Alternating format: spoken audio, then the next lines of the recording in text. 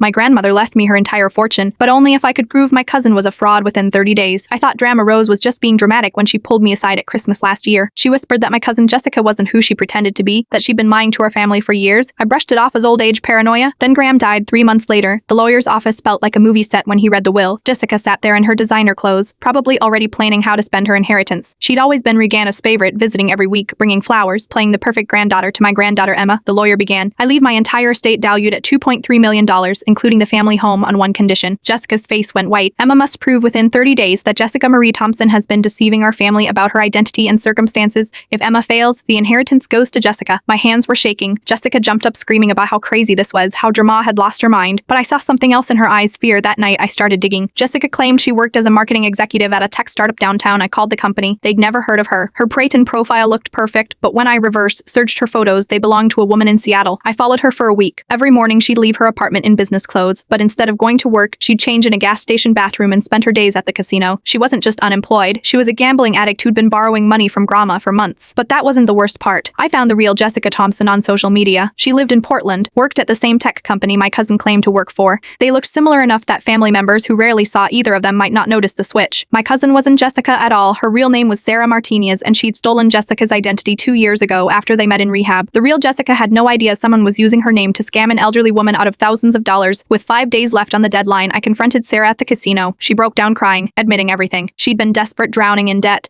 and when she met our real cousin Jessica in treatment, she saw an opportunity. Jessica had mentioned her wealthy grandmother, but said they weren't close anymore after a family fight. I never meant for it to go this far, Sarah sobbed. I just needed a few $100s to get back on my feet. I felt sorry for her until I checked Drummond's bank records. Sarah had taken over $40,000 in the past year, telling Drummond she needed money for her sick mother, car repairs, medical bills. All lies. The day before the deadline, I presented everything to the lawyer. Bank records, photos, the real Jessica's contact information from Portland. Sarah didn't even try to deny it anymore. But here is the twist that still gives me chills. When I called the real Jessica to explain what happened, she told me something that made my blood run cold. She said she'd been getting strange calls for months from someone claiming to be her grandmother, begging her to come home, saying she was dying and wanted to make things right. Grandma Rose had been trying to reach out to her real granddaughter all along. She knew Sarah was a fake, but she'd been playing along, gathering evidence, waiting for the right moment to expose her. The inheritance was never really about the money. It was Grandma's final test to see if I cared enough about family to fight for the truth. I got the $2.3 million, but more importantly, I got my real cousin back. Jessica flew in for Grandma's memorial service, and we're building the relationship Grandma always wanted us to have. Sarah got arrested for identity theft and fraud. Sometimes I wonder if things could have been different if she just asked for help instead of choosing to deceive us. The money sits in my account, but I think about Grandma's lesson every day. Family isn't just about blood or inheritance. It's about truth, loyalty, and fighting for the people who matter most.